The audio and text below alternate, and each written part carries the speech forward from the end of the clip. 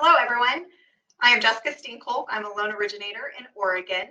I've been in the industry since early 1997, and over the years, the common question that we get is, why does a lender need this or that?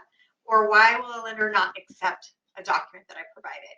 So this series, Thinking Like a Lender, is going to cover the process of applying for a home loan, what the steps are, what documents a lender is going to ask for, why we ask for those things, and also cover why other items are not acceptable. I hope you find this series helpful. If you like it, please like and subscribe below so I know to make more videos. And I look forward to going through this journey with you.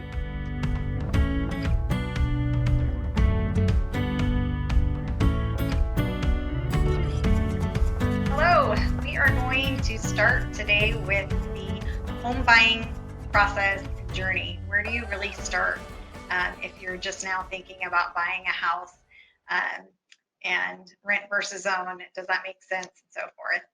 And the first place you really need to start is your loan approval letter.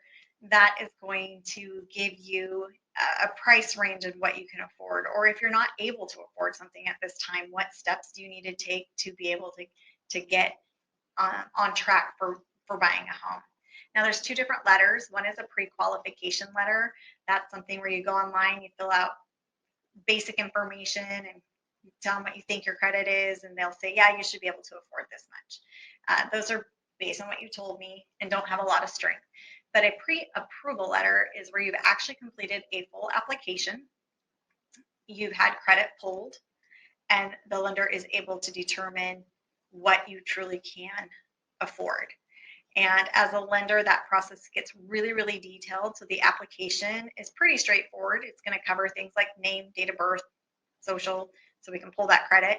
We're going to ask where you have lived and worked for the last 2 years. What source of income, other income may you have? What assets do you have? Do you have savings? Do you have the down payment, or will you need a gift? And then what liabilities do you have? So we pull credit. That tells us about your car payment, your credit card payment, and so forth. But it wouldn't tell us about things like child support or an IRS tax repayment plan. And it's really important that we have that now, because it does not show up on your credit report.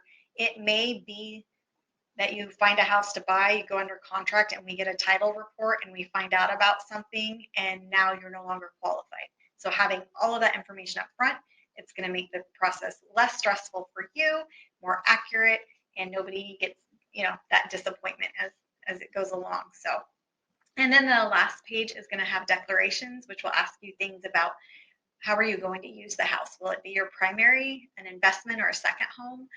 Have you had any bankruptcies or foreclosures in the last 7 years? Are you delinquent on any federal debt? And so forth. So that's the gist of what the application is going to be.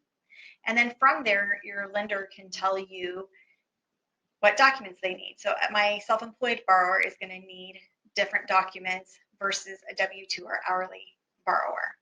And then from that, I can calculate what is your actual income that we can use monthly versus your existing debts, and how much house can you afford, or how much payment can you afford to be able to repay all your obligations and still have money left over for your groceries and gas and all that other stuff, and hopefully going out for dinner and enjoying your life besides being house poor.